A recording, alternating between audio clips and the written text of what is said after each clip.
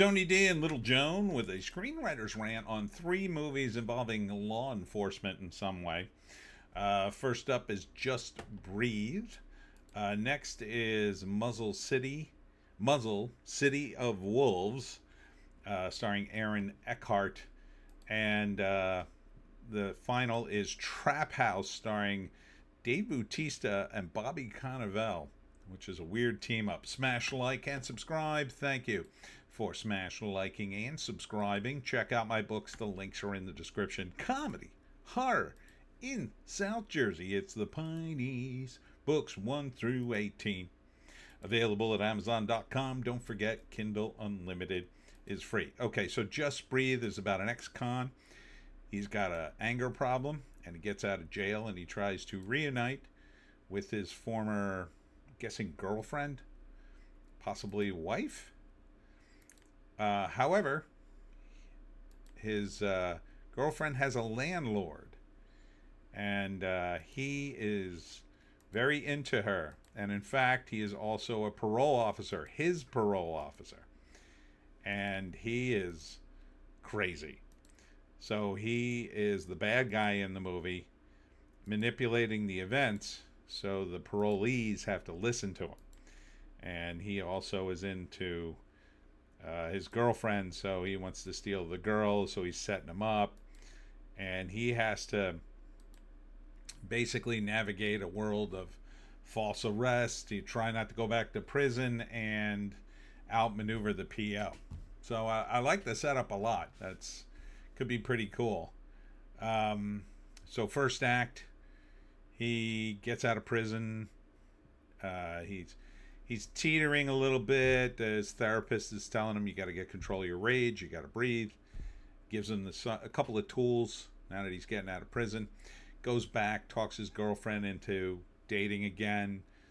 He's got a job, trying to do well. But his parole officer is a weirdo and slowly starts turning up the heat. Then tries to either frame him or push him into doing something illegal. Second act, it gets worse and worse and worse. He's in danger of going back to jail, but the parole officer is crazy and wants to do horrible things, so he eventually has to fight him. Third act, he beats him, possibly going back to jail. I don't know.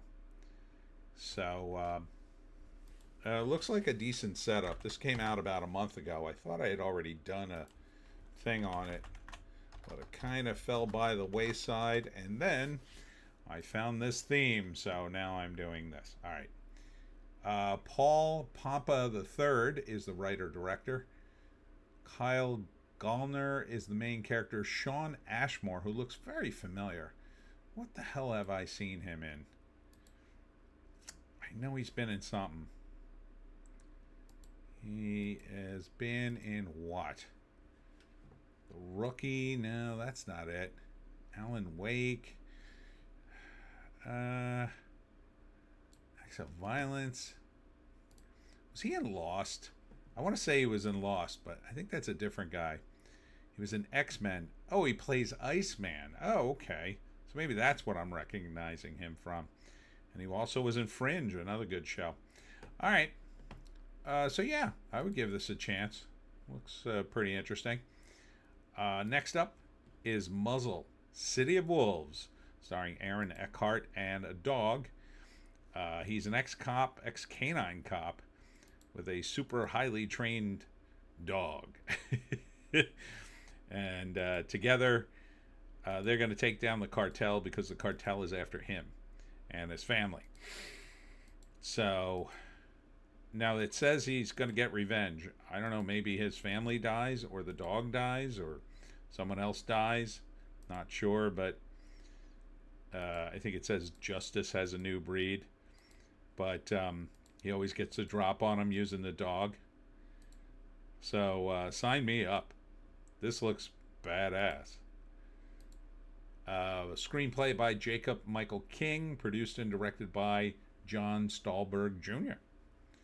Characters created by Carlisle Eubank. Interesting. Whoa, a lot of EPs on this. Let's count them. 1, 2, 3, 4, 5, 6, 7, 8, 9, 10, 11, 12, 13, 14, 15, 16, 17, 18. And then two co-executive producers. That would be 19, 20, 21, 22, 23, 24, 25. I don't know what the distinction is there. And then how many producers? 1, 2, 3, 4, 5, 6. Oh, and a story by credit by Jacob Michael King and John Stolberg Jr. So they came up with the stories based on characters from Carlisle Eubank. A lot of people involved in this thing. The title's a little clunky. Muzzle. I think he could have just went with Muzzle. I don't think he needed City of Wolves, but I like it. Like it a lot. Of course, it has a dog in the hero title, the hero role. Who doesn't like dogs? Communist. So I'd absolutely go see this. Absolutely, 100%. Looks like a fun time. Oh, these are good boys. They're such good boys. Yes, they are. All right, and finally, Dave Bautista and Bobby Cannavale in Trap House. So another weird film. Dave Bautista and Bobby are like DEA agents, and they're being targeted by the cartel. And they kill one of their team, and then to get revenge, or the son of Dave Bautista is worried that Dave Bautista will be next. So to get at the cartel and partly to get revenge, him and a bunch of other high schoolers decide to rob the cartel, which is incredibly dangerous. So they steal their parents' DEA tools and rob a trap house and steal all the money. But it's just a matter of time before the cartel finds out, and then, it gets real. So it's a bit of a ridiculous premise. So you got Dave Bautista, Jack Champion, Sophia Lillis, Whitney Peak, with Kate Del Castillo and Bobby Cannavale. So Bobby's not in it that much. Yeah, I like the premise, but Dave Bautista, I don't know, man. He just seems like he's got no energy, like none, in this role. There's no charisma here. When he played Dax in Guardians of the Galaxy, he was fun. I was like, wow, this character's fun. He's good. He's really good. When he plays any other role, it's like he's a black hole for charisma. It's like, what the hell, man? Say something, do something. Give me some expressions here. You don't have to do Dax, but do something close to it. Actors usually have sort of a brand. Like Bobby Cannavale is always sort of a sketchy guy, kind of a scumbag. If he's not a total scumbag, then he's a little bit roguish. And he's loud and he's boisterous. Dave Bautista, in every other role, it seems, other than Dax, he's just walking, just there with his gun or whatever. So I'm not seeing much, and it doesn't seem to even be focused on him. It seems to be focused on the kids stealing the money, which is kind of unrealistic. I don't know. Maybe if you had turned it into a comedy of errors, something like that. I don't really see it. First act, Bobby and Dave are DEA agents taking down the cartel. They're mad. They vow to get revenge. They sniper one of their guys.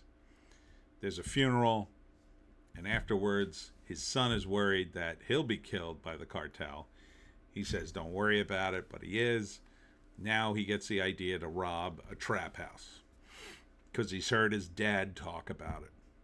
So him and his little friends get together, steal a bunch of equipment, and they rob a trap house full of money and take down some of the cartel members or whatever. Now the cartel is mad. But then they do it again, getting really greedy, and I guess they're successful again. But now this draws the attention of the DEA, so now Dave and Bobby are looking for these kids too. Somehow they're avoiding the DEA and the cartels? Come on. I don't know. That's pretty unrealistic, I would say. But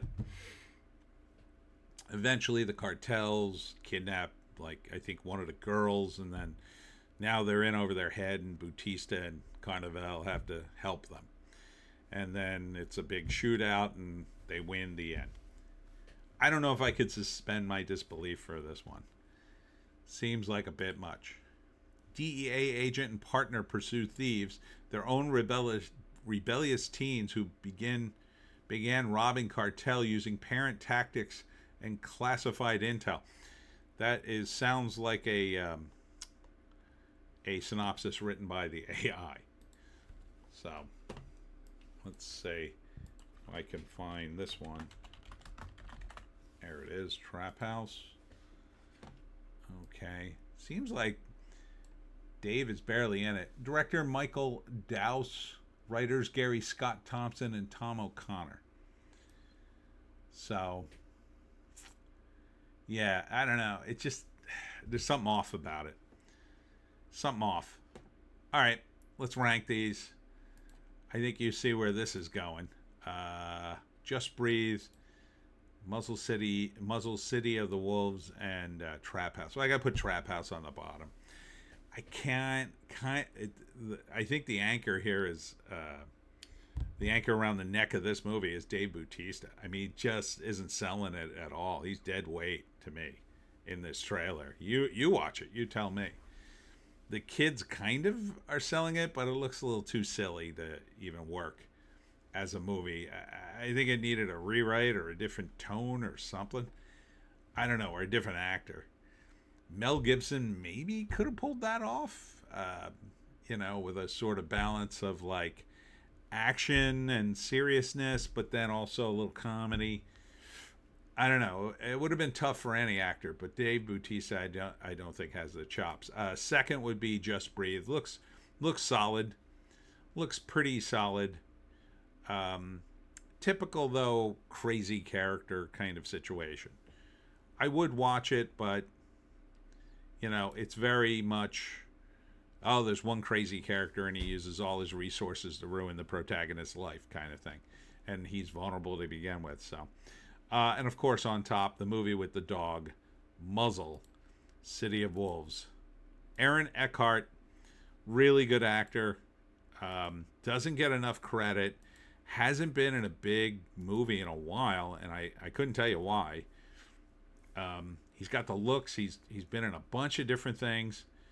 This looks really cool. Looks like you could do a sequel with it, make it a franchise. I assume the dog lives, because that would be a downer and a half.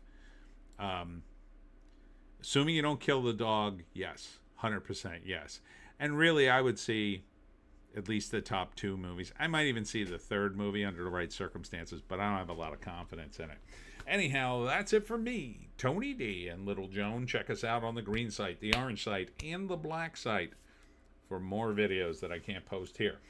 Saturday, I'll be at the Collingswood Book Fest from 10 to 4, and then at 6, I'm going to Hammonween in Hamilton, right there on Horton Street near the Art Club, who's sponsoring it. That's from 6 to 10. Then on Sunday, I'll be at Zed's Brewery in Marlton, New Jersey at 2 o'clock for my talk on how to hunt the Jersey Devil. Hope to see you there. See you